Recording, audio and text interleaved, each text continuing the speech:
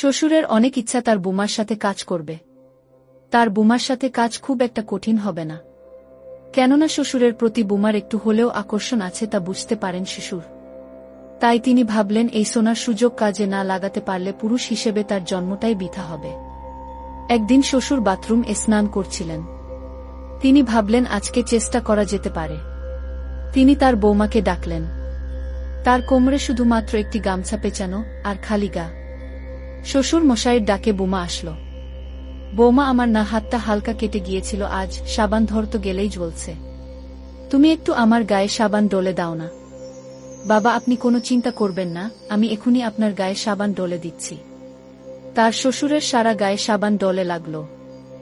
সবখানে সাবান মাখানো শেষ হলে শ্বশুর বল, সবখানে তো মাখানো হলো না বুমা, তাহলে কোথায় বাদ আছে বাবা? আমার এখানে। ওইখানে সাবান দেওয়ার পর শ্বশুর আমার সাথে যা করলো শুনলে আপনার আত্মা কেঁপে উঠবে, আপনার মেশিন দিয়ে পানি চলে আসবে। আপনি হাতের কাজ করতে বাধ্য হবেন, তাই গল্পটি মনোযোগ দিয়ে সম্পূর্ণ শুনুন। আমার বড় যা প্রত্যেক রাতে শ্বশুরের মালিশ করতে চলে যেত, আর আমি বাইরে থেকে আমার বড় যা এর চিৎকারের আওয়াজ শুনতে পেতাম। একদিন বড় যাকে এই ব্যাপারে জিজ্ঞাসা করলাম, তখন তার মুখ ফ্যাকাশে হয়ে গেল। সে বলল, তুমি এই কথাটা কাউকে বলো না, আর আজকে রাতে আমার বদলে তুমি মালিশ করতে চলে যেও। যখন আমি শ্বশুরের ঘরে গেলাম, তখন শ্বশুর মশাই দরজা বন্ধ করে দিলেন, আর আমার শরীর থেকে প্রাণ বেরিয়ে যাওয়ার মতো অবস্থা হলো, কারণ তিনি আমার সাথে। আমার নাম লিমা আক্তার। আমি এই দুনিয়ার সব থেকে অদ্ভুত পরিবারে বিয়ে করেছিলাম। আর হ্যাঁ, এটা করাই উচিত ছিল, কেননা ওখানের কাজ এমন ছিল যে সেটা আমার বোঝার বাইরে ছিল। আমার শ্বশুর বাড়িতে আমার একটা বড় যা ছিল আর একটা শ্বশুর ছিল।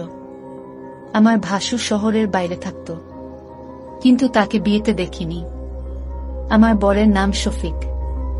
আসলে আমাদের ভালোবেসে বিয়ে হয়, আর আমার বাড়ির লোক কিছুতেই রাজি ছিল না, কেননা আমার বরকে দেখে ভীষণ দুর্বল এবং অসুস্থ বলেই মনে হতো।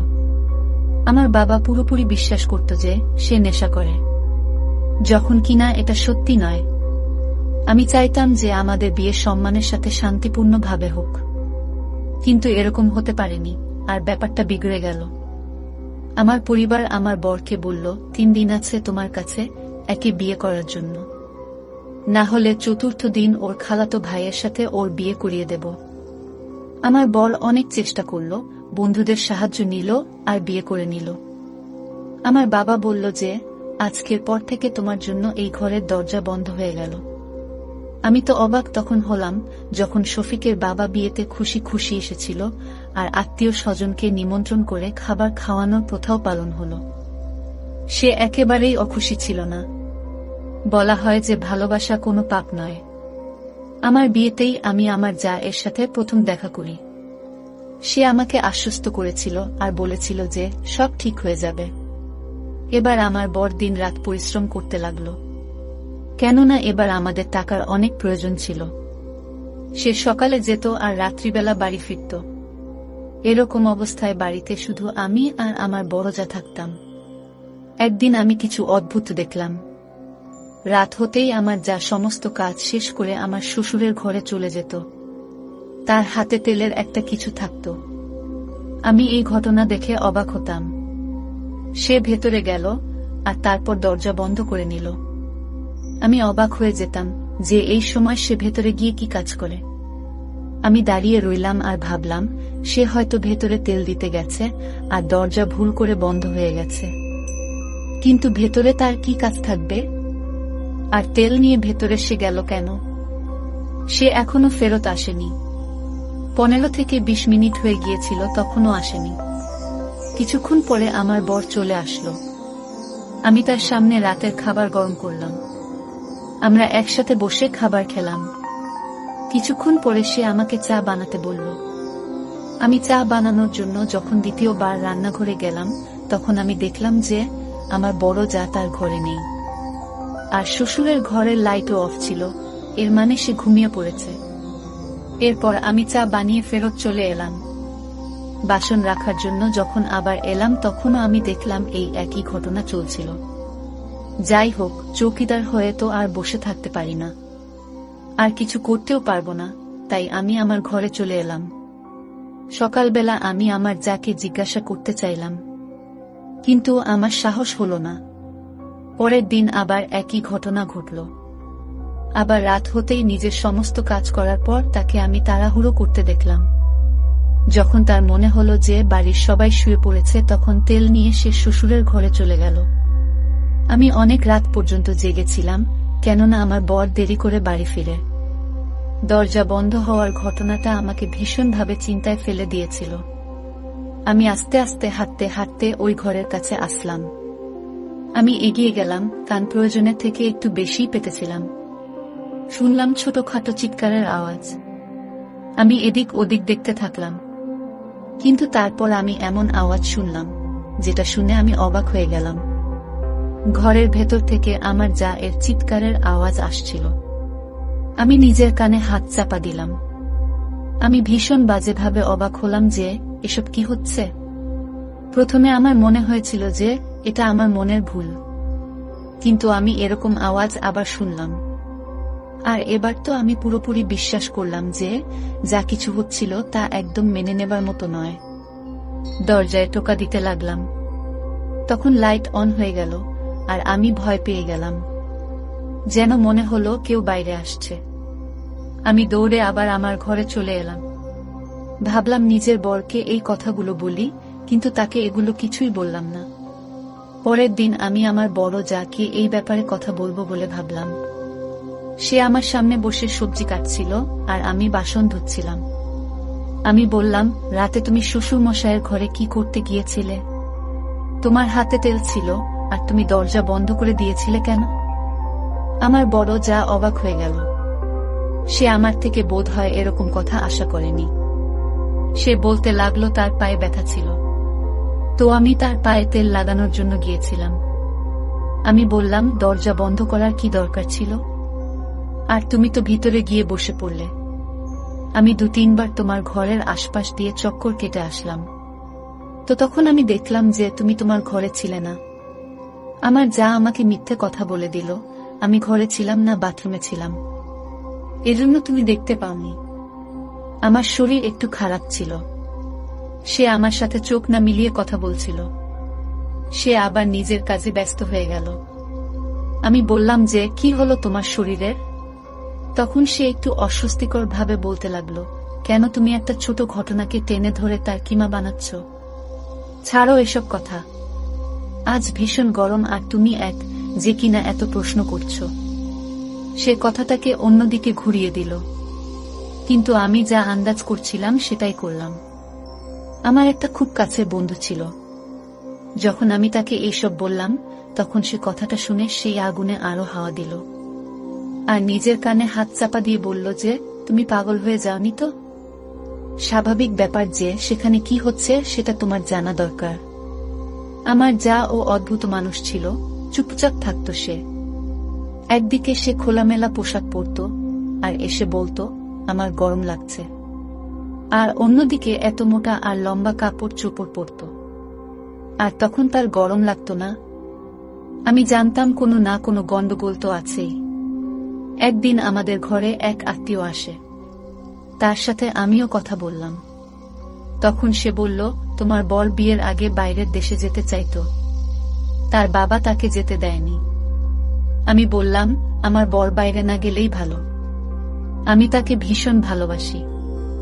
উনি বললেন যে, হ্যাঁ, তোমার বড় জায়ের বর তো বাইরেই আছে, বেচারি কত উদাস থাকে। আমি বললাম, কই, সে তো উদাস থাকে না, একদম সাধারণ থাকে সে, খুব ভালোভাবে সেজেগুজে থাকে, হাতে চুড়ি পরে। তখন সে বলতে লাগলো, এমনটা নয়, আমরা তো তাকে বড়ই উদাস দেখি, এমনিতে সে অনেক সুন্দরী। আমি বললাম, হ্যাঁ, এটা তো সত্যি। এরকম অবস্থায় যদি বর কাছে না হয়, তাহলে মানুষ সেজেগুজে কাকে দেখায়? তার হয়তো মন চায়, সেজন্যই সে তৈরি হয়। আর এটা তো ভালো কথা। মানুষের নিজের জন্য সাজা উচিত, শুধুমাত্র বরের জন্য তার বুক কেন সাজবে? সে নিজের জন্য সাজতে পারে, যাতে সে নিজেকে খুব সুন্দরী দেখাতে পারে, আর নিজেকে সুন্দরী দেখে সে খুশি হবে। আমার বড় যাকে দেখে একদমই মনে হয় না যে তার বর বাইরে থাকে। না ওই ঘরে আমার ভাসুরকে নিয়ে কথা হয়, আর না তার কেউ নাম নেয়, আর না আমি তার কোনো ছবি দেখেছি। আমার বড় যাকেও আমি কখনো ফোনে কথা বলতেও দেখিনি। যদি বর বাইরে থাকে তাহলে ফোনটা তো অন্ততপক্ষে করে। এমনকি আমার শ্বশুর এটাও বলে না যে আমার ছেলে বাইরে থাকে। একবার আমরা সবাই খাবার খাচ্ছিলাম, তখন আমার শ্বশুর বলল, আল্লাহ একটাই ছেলে দিয়েছে, আর এ সমস্ত কিছুই তারই। তার সাথে সাথেই সে কাশি শুরু করে দিল। আমি বললাম, আব্বু আপনার তো আরও একটা ছেলে আছে। তখন সে বলতে লাগলো, হ্যাঁ আরও একটা ছেলে আছে, ভুল করে বলে ফেলেছি।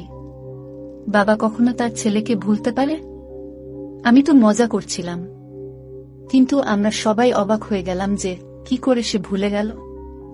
আমার বর অদ্ভুত চেহারা বানিয়েছিল, আর আমার বড় যা এদিক ওদিক তাকাতে লাগলো। এমন মনে হলো এরা তিনজনই আমার থেকে কোনো কথা লুকোচ্ছে। কিন্তু আমার বড় যা এর ওই একই রুটিন ছিল। আমি আবার তাকে যখন জিজ্ঞাসা করলাম তখন সে বলল, শ্বশুরের পায়ে ব্যথা হয়, যতক্ষণ তার পা না টিপি ততক্ষণ তার ঘুম আসে না।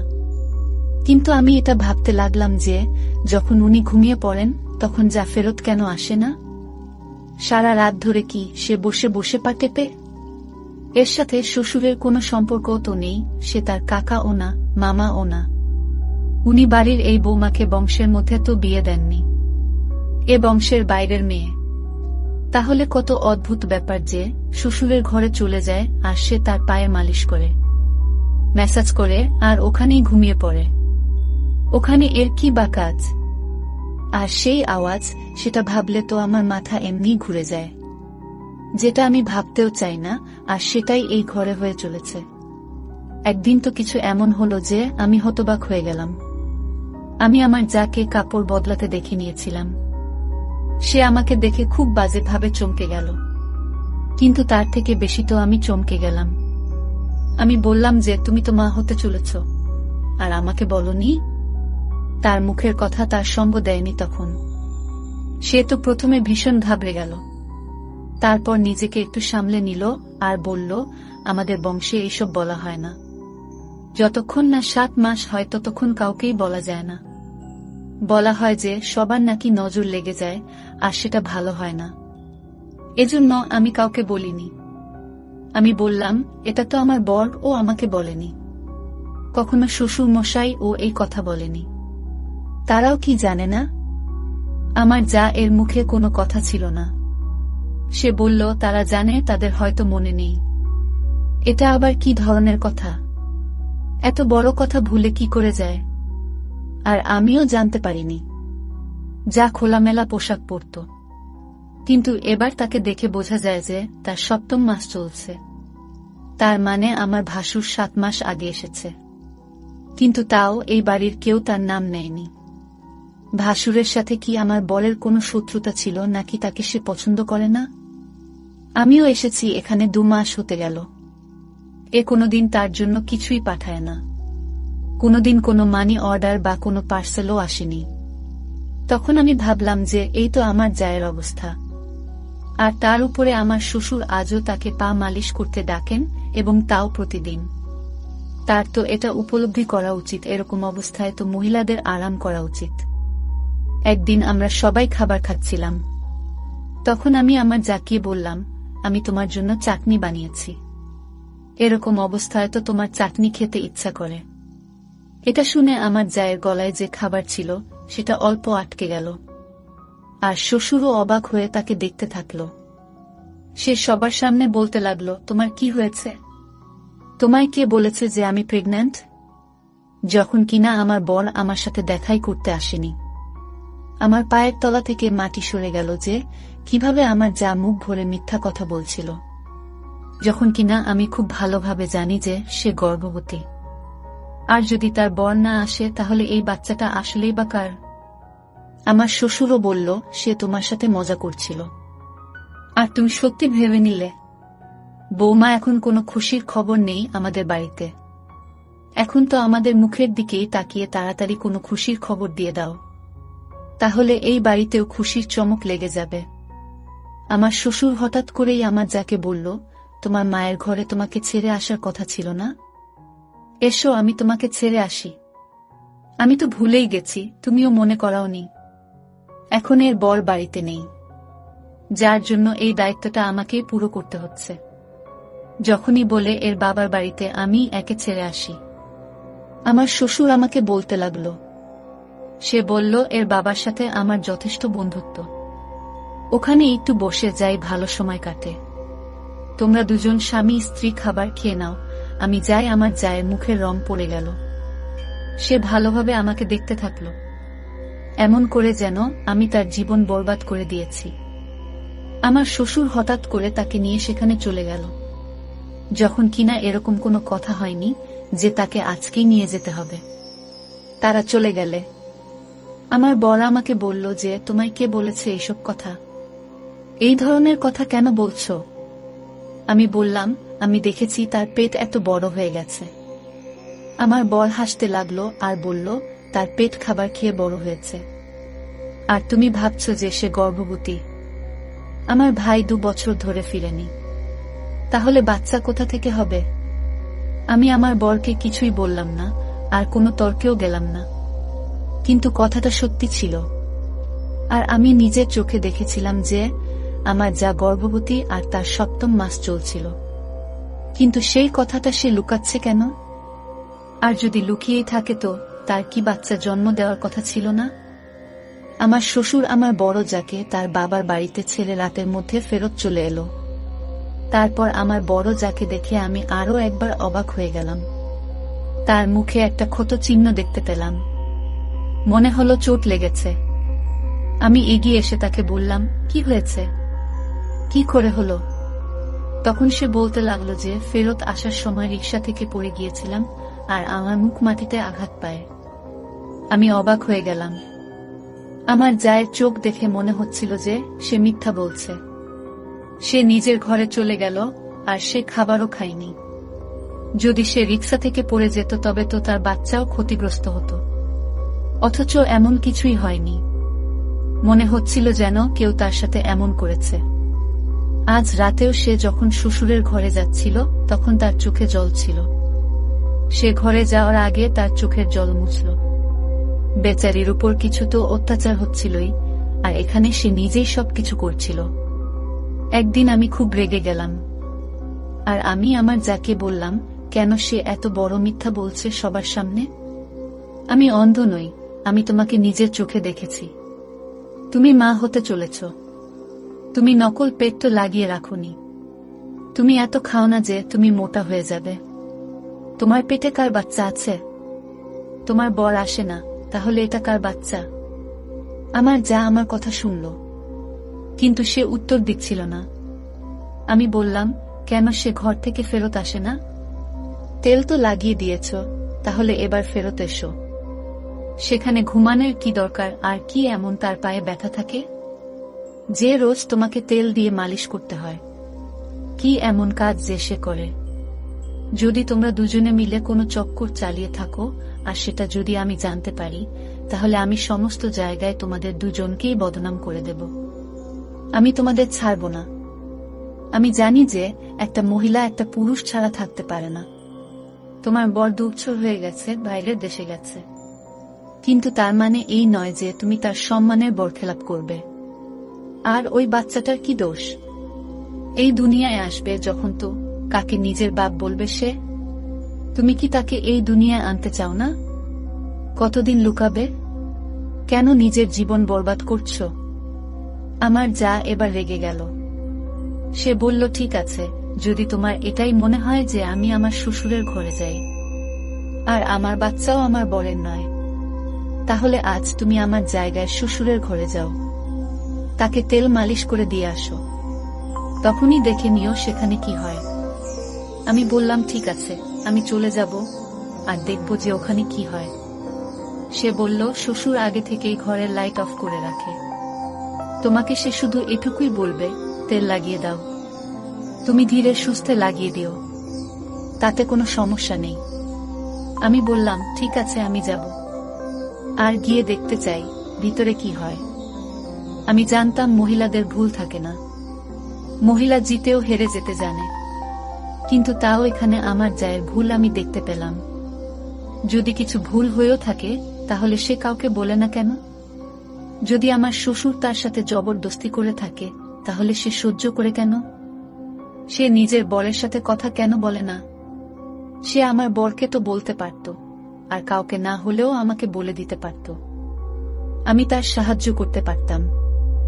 যে ধরনের আওয়াজ আমি শুনেছিলাম তাতে আমার জায়ের উপরও আমার সন্দেহ ছিল। আমার বর তো এমনিতেই দেরি করে আসে, আর আমার শ্বশুর 9টাতেই ঘুমিয়ে পড়ে। এজন্যই আমার যা বলল, যাও আজ তুমি সেখানে। আমি দেখলাম ঘরের লাইট প্রথম থেকেই অফ ছিল। আমি হাতে তেলের বাটি ধরলাম আর ভেতরে ঢুকে গেলাম। আমার যা বলল, ভেতরে যেতেই দরজা বন্ধ করে দিও, আর যদি কোনো কথা জিজ্ঞাসা করে তো তাহলে তুমি হ্যাঁ হু বলে কাটিয়ে দিও। আমার ভয় পাবার কি আছে? এটা আমার শ্বশুরই তো। যদি সে জেনেও যায় তো তখন আমি সাথে সাথে বাইরে চলে আসব। আমার যা বাইরেই দাঁড়িয়েছিল, কিন্তু যখন আমি ভিতরে গেলাম, আমার ভেতরে যেতেই আমার শ্বশুর একটা কথা বলল, আর সেটা শুনে আমি নিজের কানে হাত চাপা দিলাম। সে বলতে লাগলো যে, প্রিয়, আজ এত দেরি করলে কেন? আমি তার এই কথা শুনে পুরোপুরি অবাক হয়ে গেলাম। তিনি বললেন, বসো আমার পাশে। দাঁড়িয়ে আছো কেন? কি হয়েছে? তুমি কি রেগে আছো আমার উপর? সে এমনভাবে বলছিল যেন সে নিজের বউয়ের সাথে কথা বলছে। আমি তো ভিতরে গিয়েছিলাম মাত্র 2 মিনিট হয়েছিল, আর সাথে সাথেই আমি বাইরে চলে এলাম। আর আমি আমার যাকে অবাক হয়ে দেখতে লাগলাম। তারপর সে আমাকে তার ঘরে নিয়ে গেল, আর সে আমাকে একটা ফটো দেখালো যেখানে সে আমার শ্বশুরের সাথে বউ হয়ে বসেছিল। সে বলল, এটা আমার শ্বশুর নয়, আমার বর, আর আমার বিয়ে হয়েছে। তুমি যে আওয়াজ শুনেছিলে ওটা এই কারণেই। এই অবস্থায় আমি তার পা টিপে পুরোপুরি হাঁপিয়ে যেতাম, এজন্য আমার মুখ দিয়ে আওয়াজ বের হতো। এই লোকটা ভালো না, আর আমার উপর অত্যাচার করে। আমাকে সে নিজের চাকর ভাবে, কেননা আমার আগে পেছনে কেউ নেই। কিন্তু ইনিই আমার বর, আর এই বাচ্চাটাও এরই। সে বলেছে যে যখন বাচ্চা দেবার দিন এসে যাবে তখন আমাকে গ্রামে পাঠিয়ে দেবে, আর কিছু না কিছু বলে কাটিয়ে দেবে যে এই বাচ্চাটাকে দত্তক নিয়েছি। তোমার বরের সাথে মিলে এই প্ল্যানটা সে বানিয়েছে যাতে তুমি জানতে না পারো, না হলে বদনামি হবে আমাদের বংশের।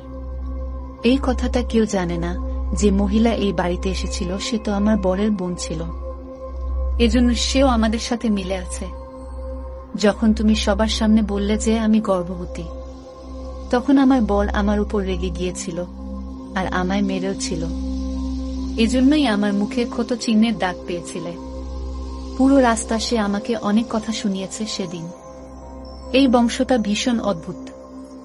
এখানে অনেক রহস্য আছে, যার মধ্যে আমি নিজেও একটা রহস্য। তোমার বর তোমাকে এই কথাটা এজন্য বলেনি কেননা তুমি তাকে অদ্ভুত না ভেবে ফেলো। তোমার খারাপ না লাগুক, কিন্তু এখন তুমি তোমার বরকে বলে দাও যে তুমি সবই জানো, আর তুমি চুপ করে থাকো। আমার স্বামী নিজেই তোমাকে এসব কথা বলবে যখন তোমার বেশ কয়েক মাস হয়ে যাবে। কিন্তু ততদিন পর্যন্ত প্রিয়, তুমি আমার উপর গোয়েন্দাগিরি করতে থাকো। আমার কেস নিয়ে কথা বলে আমার জন্য উদাহরণ দাঁড় করানো বন্ধ করো। তাই আজকে আমার পরিবর্তে তোমাকে ওই ঘরে পাঠিয়েছি যাতে তুমি বিশ্বাস করতে পারো।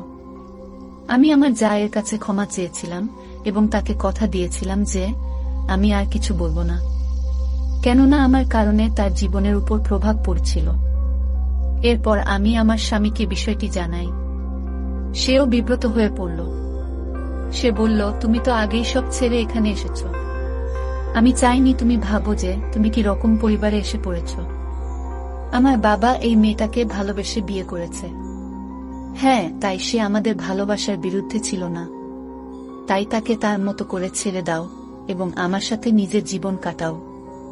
আমি সেটাই করেছি। আমার শ্বশুর বাড়িতে যখন একটি মেয়ের জন্ম হয় তখন তিনিও একটু লজ্জা পান, কারণ আগে তার কোনো মেয়ে ছিল না। এখন সে ভালো থাকে এবং তার স্ত্রীর ও যত্ন নেয়। আমরাও স্বাভাবিকভাবে জীবনযাপন করছিলাম। তারা তাদের জীবনে ব্যস্ত ছিলেন। এমনকি আমরা আমাদের জীবনে আমাদের ঘরের অংশ এবং রান্নাঘর আলাদা করে ফেলেছি। এখন আমরা তাদের সাথে সম্পূর্ণ যোগাযোগ বন্ধ করে ফেলেছি। আমার স্বামী খুব ভালো মানুষ। আমাকে সে ভালোবাসে, আমার জন্য কঠোর পরিশ্রম করে। এটা আমার জন্য যথেষ্ট। তো বন্ধুরা, আজকে এই পর্যন্তই। ভিডিওটি দেখার পর যদি তোমাদের ভালো লাগে তাহলে অবশ্যই একটি লাইক করবেন এবং কমেন্ট করে তোমাদের মতামত জানাবেন।